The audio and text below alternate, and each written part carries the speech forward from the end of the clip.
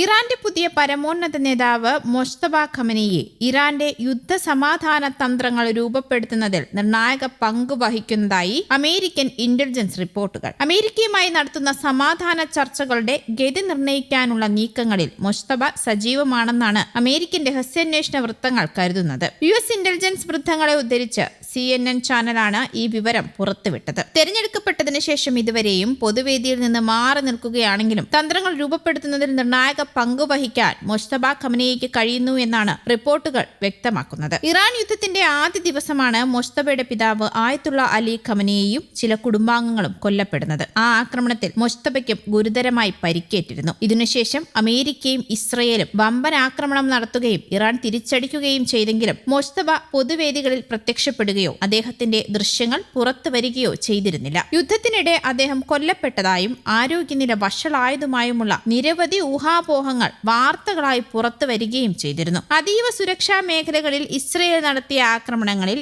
ഇറാന്റെ ഉന്നത നേതാക്കൾ തുടർച്ചയായി കൊല്ലപ്പെട്ട സാഹചര്യത്തിലാണ് മൊജ്തബ മാറി നിൽക്കുന്നത് എന്നാണ് നിലവിലുള്ള വിശകലനങ്ങൾ. പിതാവ് കൊല്ലപ്പെട്ട ദിവസങ്ങൾക്ക് ശേഷമാണ് മൊജ്തബയെ ഇറാന്റെ പുതിയ പരമോന്നത നേതാവായി പ്രഖ്യാപിച്ചത്. ആക്രമണത്തിൽ അദ്ദേഹത്തിന്റെ മുഖം, കൈ, ഉടൽ, കാൽ എന്നിവിടങ്ങളിൽ ഗുരുതരമായ പൊള്ളലേറ്റതായാണ് വിവരം. അതേസമയം മൊജ്തബയുടെ പരിക്ക് ഭേദമാകുന്നുണ്ടെന്നും അദ്ദേഹം ഇപ്പോൾ പൂർണ്ണ ആരോഗ്യവാനാണെന്നുമാണ് പരമോന്നത നേതാവിന്റെ ഓഫീസിലെ പ്രോട്ടോകോൾ വിഭാഗം തലവൻ മസാഹർ ഹുസൈനി വെള്ളിയാഴ്ച പറഞ്ഞത്. കാലിനും നട്ടലിന്റെ താഴ്ഭാഗത്തും നേരിയ പരിക്കുണ്ടെന്നും ഒരു ചെറിയ ചില്ല് കഷ്ണം ചെവിക്ക് പിന്നിൽ തറച്ചിരുന്നെന്നും എന്നാൽ ആ മുറിവുകൾ സുഖപ്പെട്ടു വരികയാണെന്നുമാണ് ഹുസൈനി പറഞ്ഞത്. മൊജ്തബയുമായി 2.5 മണിക്കൂർ കൂടിക്കാഴ്ച നടത്തിയെന്നാണ് ഇറാൻ പ്രസിഡന്റ് മസൂദ് പെഷഷ്കിയാൻ ഈ ആഴ്ച വ്യക്തമാക്കിയത്. ചികിത്സയിൽ കഴിയുന്ന മൊജ്തബ രഹസ്യ കേന്ദ്രത്തിൽ ഏകാന്തവാസത്തിലാണ് എന്നാണ് US കരുതുന്നത്. എന്നാൽ ഇന്നുവരെ അദ്ദേഹത്തിന്റെ ഒളിത്താവളം സ്ഥിരീകരിക്കാൻ US രഹസ്യാന്വേഷണ വിഭാഗത്തിന് കഴിഞ്ഞിട്ടില്ല. ആശയവിനിമയത്തിനായി മൊജ്തബ ഇലക്ട്രോണിക് ഉപകരണങ്ങളൊന്നും ഉപയോഗിക്കുന്നില്ല.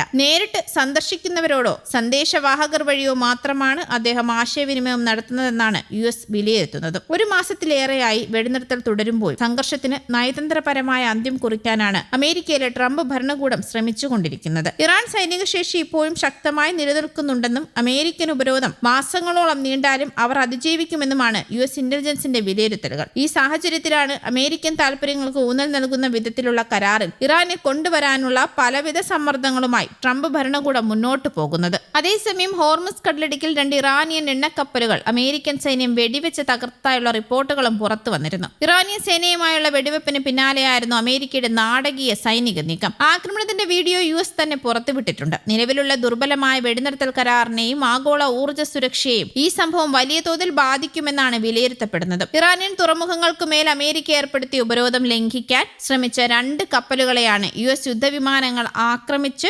പ്രവർത്തനരഹിതമാക്കിയതെന്നും തങ്ങളുടെ നാവിക കപ്പലുകൾക്ക് നേരെയുള്ള ഇറാന്റെ ആക്രമണ ശ്രമങ്ങളെ പ്രതിരോധിച്ചതായും US അവകാശപ്പെട്ടു. ഇതിനിടെ UAEയിൽ ഇറാൻ മിസൈലുകളും ഡ്രോണുകളും ഉപയോഗിച്ച് ആക്രമണം നടത്തിയതായും റിപ്പോർട്ടുകളുണ്ട്. ഇതിൽ 3 പേർക്ക് പരിക്കേറ്റു. അമേരിക്കൻ സൈന്യത്തിന് ഭീഷണി ഉയർത്തുന്നവരെ വെറുതെ വിടില്ലെന്നും അവരെ തകർക്കുമെന്നും US state secretary Marco Rubio മുന്നറിയിപ്പ് നൽകി. അതേസമയം സൈനികമായ തിരിച്ചടികൾക്കിടയിലും ഇറാന്റെ ഭാഗത്തുനിന്ന് ഒരു നയതന്ത്ര പരിഹാരം തങ്ങൾ പ്രതീക്ഷിക്കുന്നുണ്ടെന്നും അദ്ദേഹം വ്യക്തമാക്കുന്നുണ്ട്. News desk Kerala Kaumudi.